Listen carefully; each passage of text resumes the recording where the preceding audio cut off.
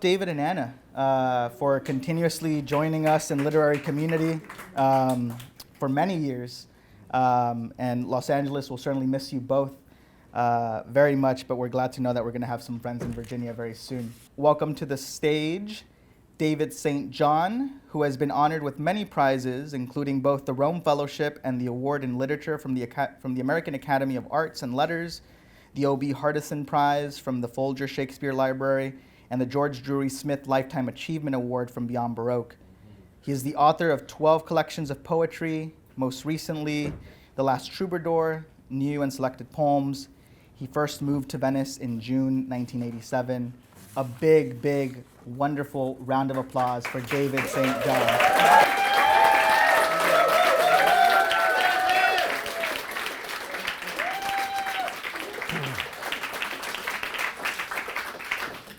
I haven't even taken my clothes off. Just you wait. I think of Beyond Baroque in some ways as my poetry living room. And this is the place where I come to hear my friends read, and the friends of friends, and poets who I wouldn't get to hear otherwise. When I came in 1987, one of the reasons I'd been living in Baltimore and teaching at Johns Hopkins, and when I was offered the job, I have some extraordinary colleagues and writers who are actually here tonight, and a lot of friends said, well, come live up, Los Feliz, Pasadena, there are places that you can move. And I decided that, I was a kid who grew up in Fresno, and I wanted to live by the beach. And it didn't matter that I was a shitty surfer, I wanted to live at the beach. And I said, no, I'm going to look for a place in Venice. And I've always stayed within, I've always lived, for many years within, 5 minutes of Beyond Baroque. But I want to thank all of you because in many ways, you are the reason that I've been able not just to be happy here, but also to write poems here, and to talk about poems, and to share my love of poems with your love of poems and poets and poetry. And I had come to Venice, I think it was late spring, early summer of 1987 to look for a place to live. And I found out that my friend, the poet Gregory Orr, was going to be in town visiting and doing a reading at LMU. And so he said, call me when you come. And so I called him, and it didn't work out to get together. And he said, well, you have to promise me the first thing you will do when you move here is that you will call Gail Ronsky and Chuck Rosenthal. And that's where he was staying. And it was the best advice. Well, he gave me other advice, wasn't so good. But that advice, sorry, Greg, you're out there watching. And that advice was something that I immediately had to friends for life. But I have so many friends here, and so many friends that Anna and I have known over these years that have really made it, for us, a reminder that one's home in some ways is portable, one's artistic home is fluid, and art is about consciousness and about a sense of fluency, about not just empathy, but oneness. And I look around, and I'm so thrilled also because the other thing I've been able to do in Los Angeles is to have two families of students. And I've had my totally extraordinary, remarkable doctoral students at USC, the scholars, the creative writing students, many of whom are here tonight. And I've also had a family of students who were adult students and who were poets who had spent their lives and continue to spend their lives in an extraordinary variety of ways. But the thing that brought us all together, whose ever living room we were in, or whether, you know, in the trailer park rec room, looking out over the Pacific, wasn't so bad. Pretty damn pretty out there. Like you could almost see Tom Petty's house. You know? It made me realize that I was more lucky than I'd ever imagined I'd be. By the time I'm going to talk more about this when I get back up in a minute, but I really do quite honestly feel I've had the luckiest life imaginable, because I've been able to spend it around people who care about music and art, painting and language and poems. And you know, there's a lot of things that other people care about that they don't give a shit about. And I'm thrilled. Because if you can't live a life that in some way embodies what you love and who you love, what's the point? And if you love poems, if you love music, you love art, then that's where you better seek the heat. That's where you better learn to live. Because then nobody can take anything away from you. They can, but they can't go inside. And if you've got that inside, then that means, you know, you have that interior cloak of invisibility that protects what matters most.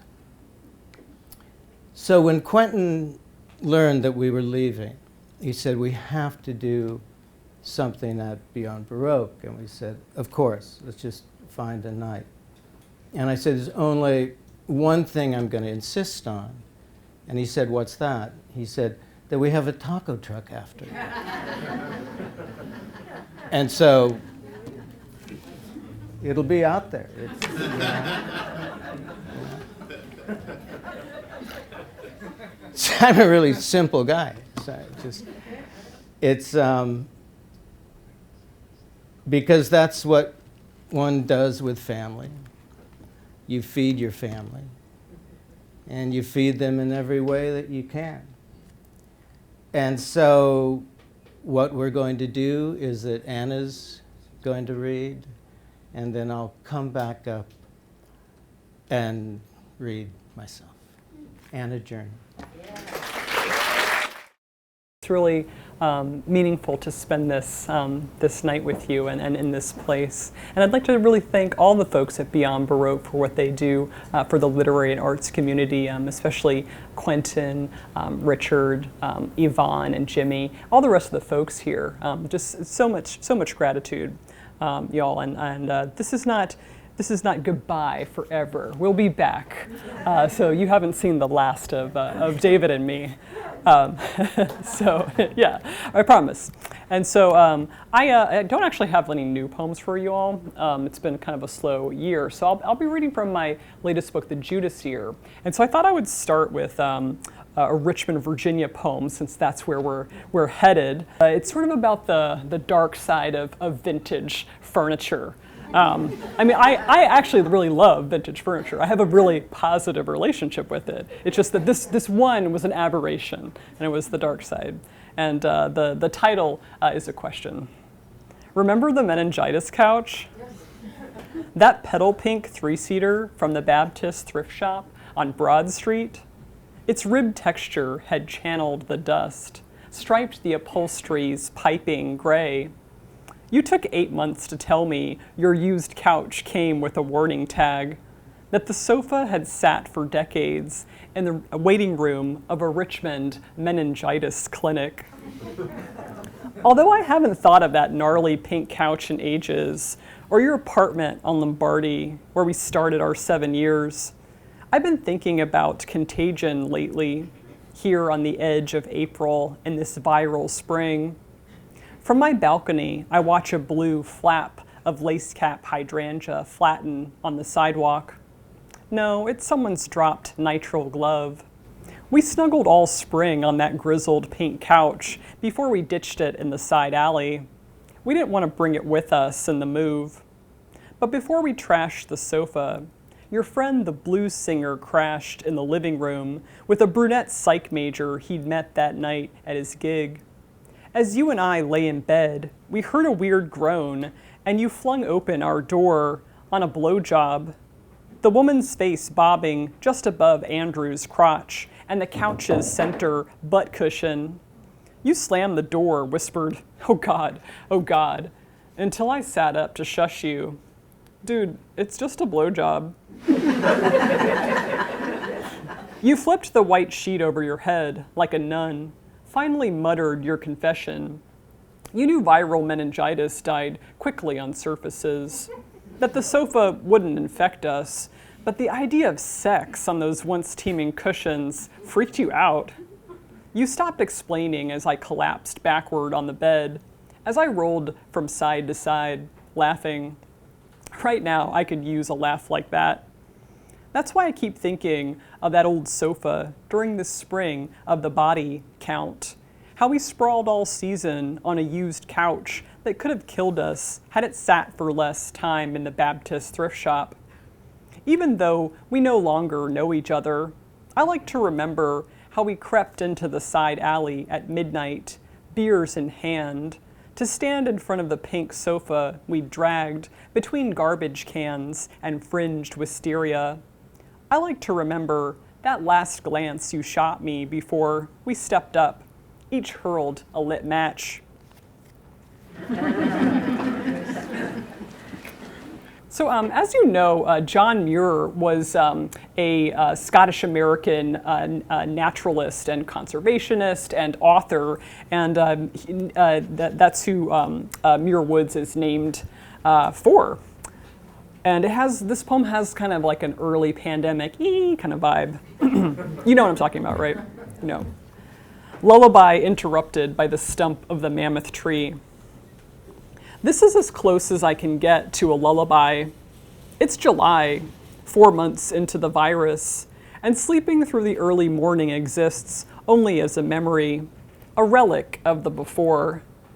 Before I swirled a silicone plug in my up-facing ear to block out my husband's breaths, before every doorbell knell became a threat, before I needed John Muir beside me to ease my insomnia, his 1901 essay on the big tree, the sequoia, recorded by a voiceover actor for my favorite meditation app as a sleep story. On the audio track, a woman reads Muir's ecstatic descriptions of redwoods in a soothing cadence, with a new age loop of birdsong, creek burble, and soft piano lullabied in the background. I like the way the naturalist names the giant sequoia the Auld Lang Syne of trees and nature's forest masterpiece, how he praises its thoroughbred look. On our visit to Muir Woods outside San Francisco, my husband and I once stood in front of a historical display at the forest's entrance. We stared at an old lithograph of the stump of the mammoth tree, the 1,200-year-old sequoia felled in the Sierra Nevadas by gold rush speculators in 1853. Loggers had smoothed the colossal stump for use as a dance floor for tourists and their tea parties. The act of desecration so enraged Muir that he wrote the manifesto, "The Vandals then danced upon the stump." Something happens each time I cue up the meditation track, even though it's not Muir's Scottish accent flickered in my ear, but the bedtime voice of a woman named Christine who means to lull me to sleep. I can't sleep if I start to think of the fate of the mammoth tree, of manifest destiny, of that lithograph showing, according to the caption, a cotillion party of 32 persons dancing on the stump at one time. I turned to my husband and said, "It's like watching people dance on a grave," as we turned to walk through Bohemian groves, old-growth redwoods, the main trail fringed in maidenhair ferns and fat Jurassic horsetails.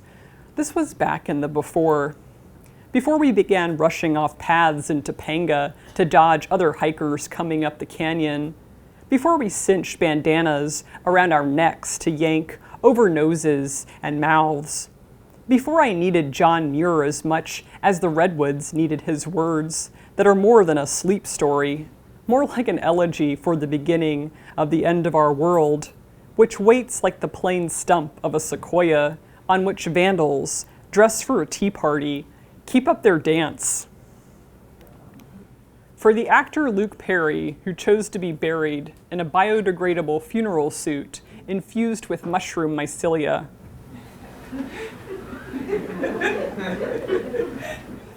Luke, I've been thinking of your green burial lately, the taupe shapes your afterlife must take as it grows in soft lobes up sassafras, black walnut, and beech trees in Van Lear, Tennessee.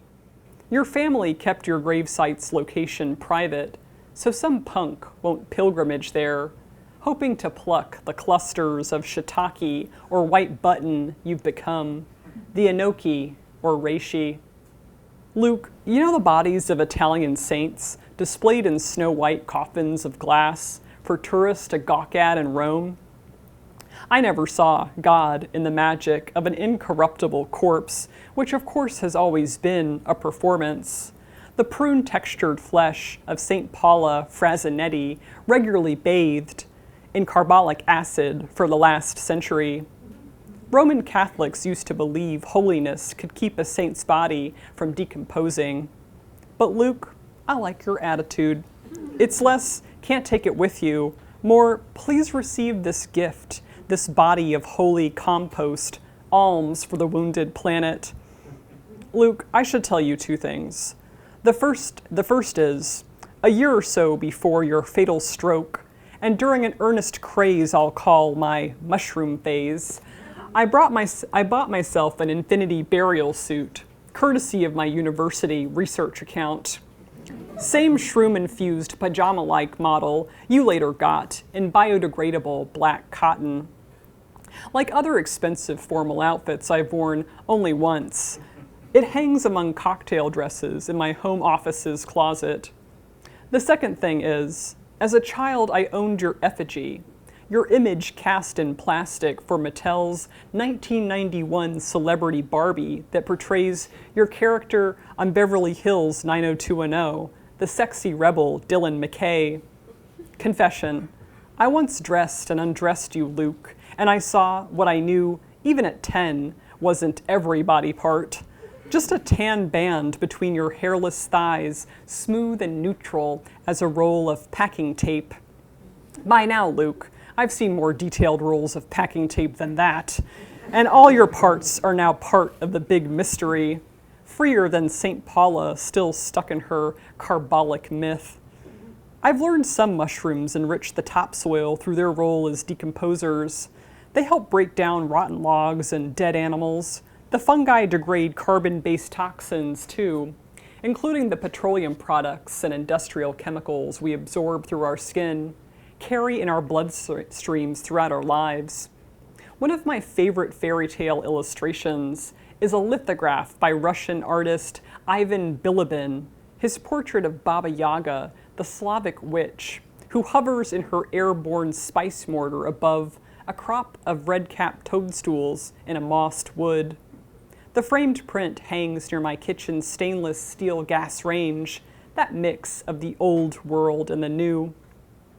Now, when I stand at the stovetop stirring a sauté, I glance at the enchanted mushroom swarm forest, Luke, and think of you. I don't only recall your heartthrob Barbie doll, all cragged and broody profile and miniature red corduroy zip jacket. I think of your late-in-life incarnation as ecological ambassador to the underworld, who has already, and unlike the preserved Roman saints behind glass, returned without a shin bone or a wisdom tooth intact, but as risen flesh, shape-shifting, everlasting. Thank you, guys. This is a book from Illuminati Press, a very small press in Los Angeles. And it was run by a man named Peter Schneider. And it was really important to me. I published my third book, No Heaven. I had these poems that I really loved. I didn't have a home for. And Peter wrote me and he said, and he's published Viggo Mortensen. He's published a number of the poets associated with Beyond Baroque. And it's one of the ways in this place reaches beyond Lincoln Boulevard. It's a place that has resonance that Peter, the support he received here from the poets here, he wrote and he said, look, I have this little press and I want to do a book of your poems. And the first poem in this book, and it actually came out the fall of 1987 when I came back. I'm not going to read from this book because it's showing its age and I don't want to crack its spine. But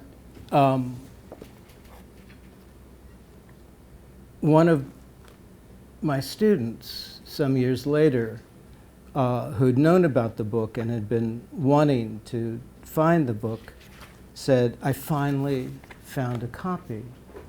And he had been to Beyond Baroque many times, but he found one in the bookstore. This is another small press book called In the Pines from White Pine Press.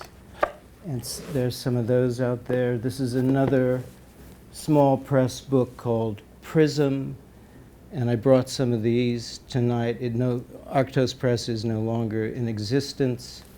It has these, some of you know this book, but it has these great color photos by Lance Batigian, an old friend who died not long ago, and a friend of my friend Sam Pereira, who's watching on YouTube.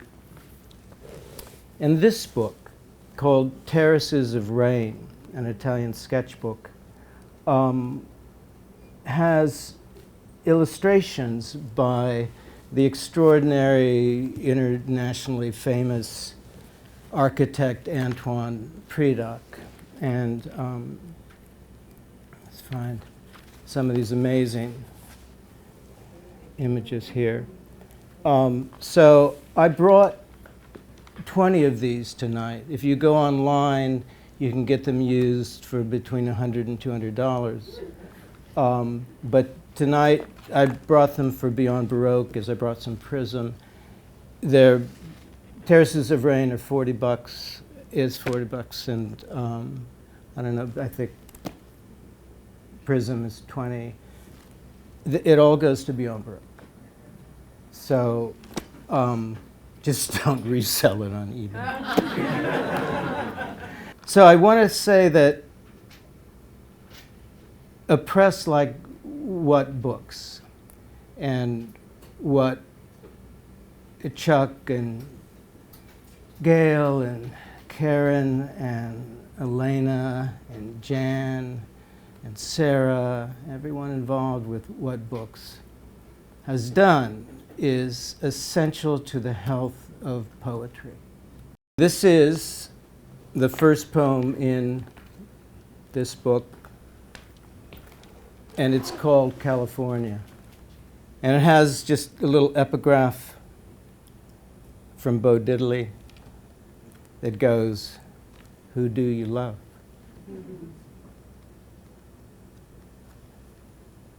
My last night in California, she got up from the broken bed, standing naked a moment, before pulling on her boots, only her boots with their stiletto heels and lizard skins, before pulling back the drapes that covered the dusty window of our small room in the old stucco motel. The window, a floor-to-ceiling checkerboard of opaque and clear panes. She looked out at the trucks passing in the rain down the old section of Highway 99. The rainbows of the spilled oil and neon mixing on the rain-glazed asphalt of the parking lot. But maybe she was thinking of a moon in the teeth of the Sierras, a moon setting in the mountains beyond her father's ranch, where it would be clear above these storm clouds. Maybe of her husband, just getting up to the late news and his shift at the mill. But as I reached by the bed to the low table where I'd thrown my watch, and before I could say, "Come here, don't worry," or any dozen stupid things, she began to rock slowly back on the heel of one boot, snapping out the other like a whip, kicking out one by one the small square panes of the window, each echoing ricochet of glass louder than the drone of the trucks outside, and the lights of the room next door flashed on a moment, their sudden glare hitting the windshields of the cars nosed up in front of every door.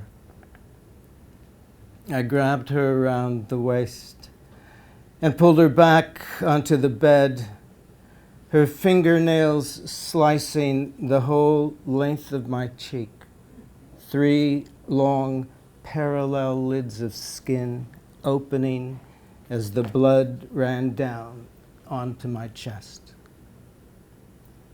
I held her until the lights next door went off, and the sound of the rain, the trucks, and the night grew.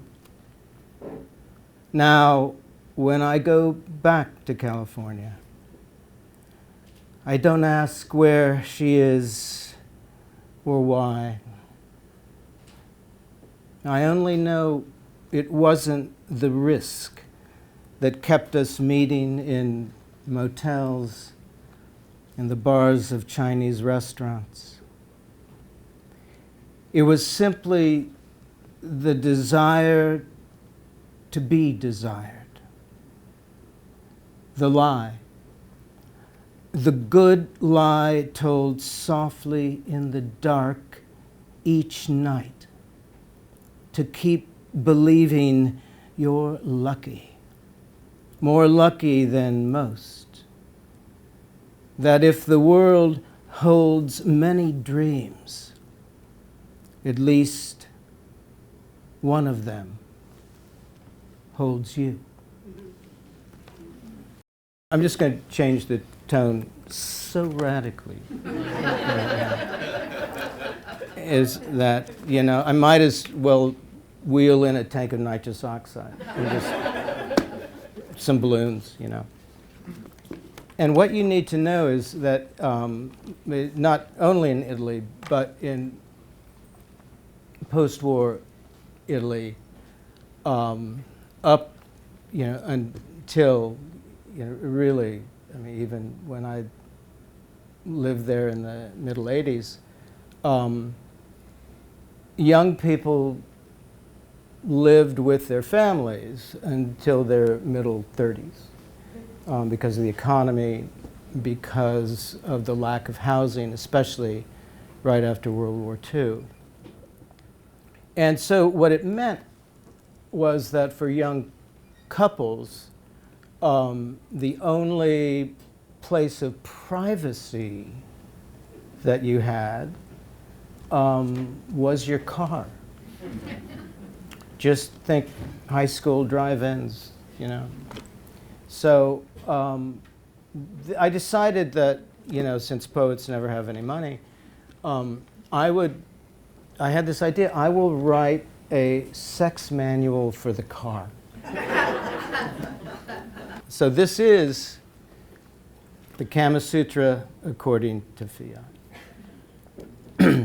Oh, and one of the 7 hills of Rome, and the big hill above Trastevere, the Janiculum Hill, the Janicolo, was near where I was living at the American Academy.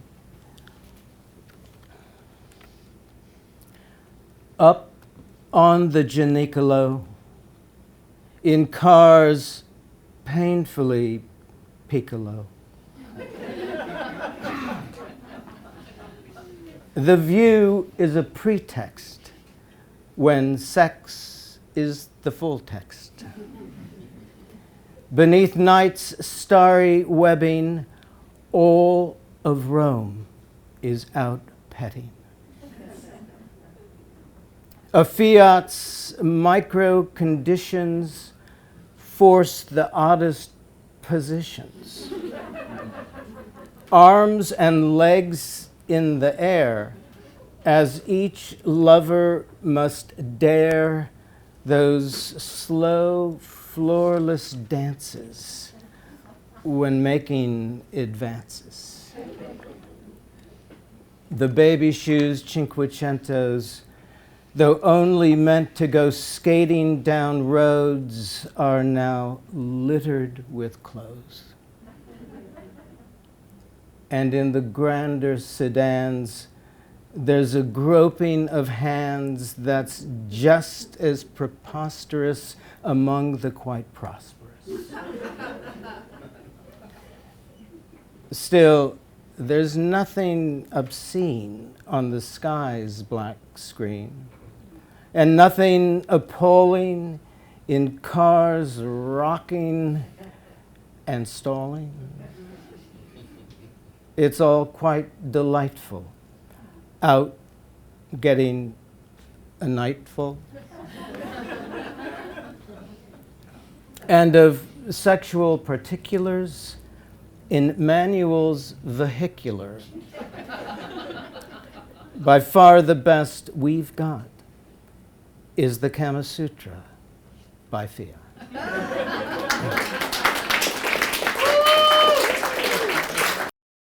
This new manuscript I've been working on has 4 of these long poems that all share the same title, and they're all called The Sketchbook, and there's just 1, 2, 3, 4, and they're sort of the pillars of this book. And so all of those poems are too long to read, but in between the pillars there are other poems. And 2 of the sections actually are set, at least in part, in Trastevere, this neighborhood at the base of the Janiculum Hill. It's a really, like there's a neighborhoods in Florence where mainly they were work people's neighborhoods, and often connected with the arts, framers, woodworkers, things like that. And Trastevere, which literally means across the Tiber from the main part of Rome. And it became sort of a increasingly hip place in the way that some places like that do. Before I read this, just once again, I should just thank you all so much. You know, Anna and I are just so grateful for you. I mean, we're so grateful for our students. I just, you know, some of my favorite writers, young writers in the country are in this room. And just as some of my favorite, okay, not so young writers are in this room. But look, yeah. And this is called, so thank you for being here. And it really, you know, I don't know if we can say how much it means to us, but I want you to go away knowing how much it means to us. And to have you here and to be able to share this night, for us to be able to share this night with all of you. You know, many of you I've known for at least 34 of the 35 years I've lived here. And that's a rare thing. And it's a rare thing to have shared the kinds of things we've all shared. Because when you talk about poems and you talk about art, you really are talking about your life and the lives you've lived and how to bring those lives, for us, for writers, how to bring those lives into language. This is called Giulietta in Trastevere.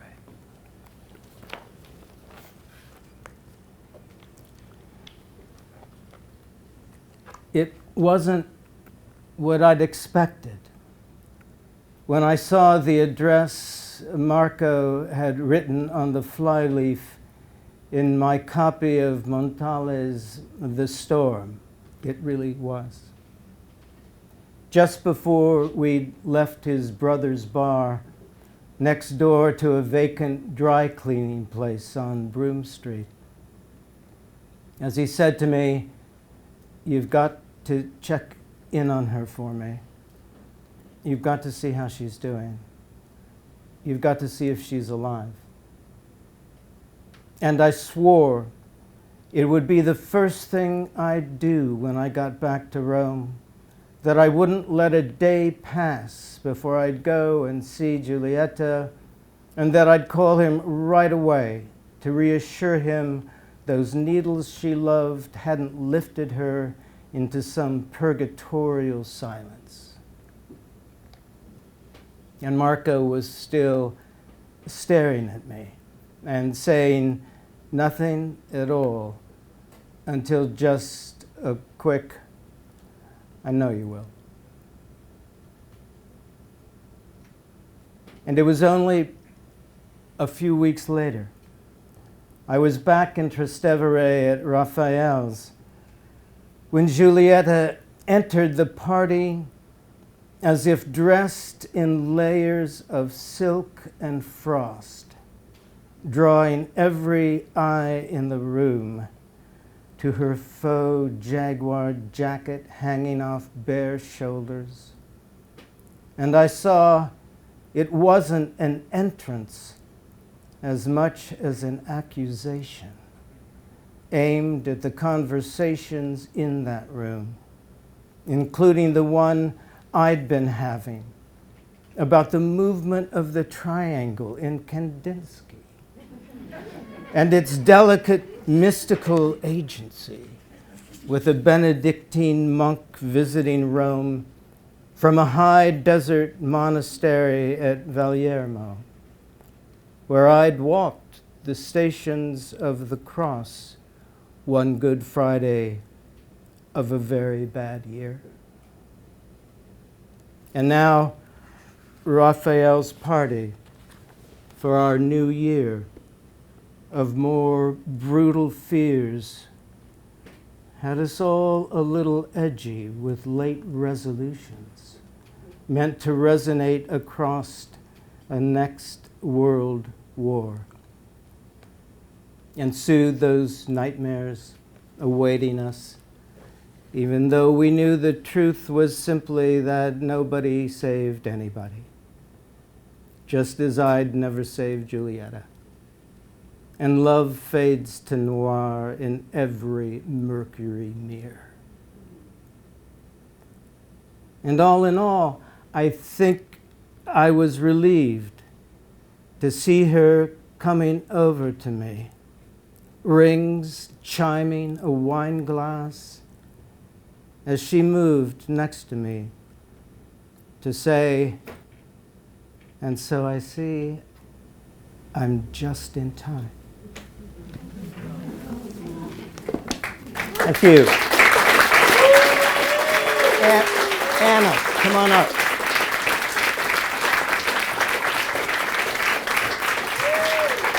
So, once again, thanks to you all. We'll see you at the tacos.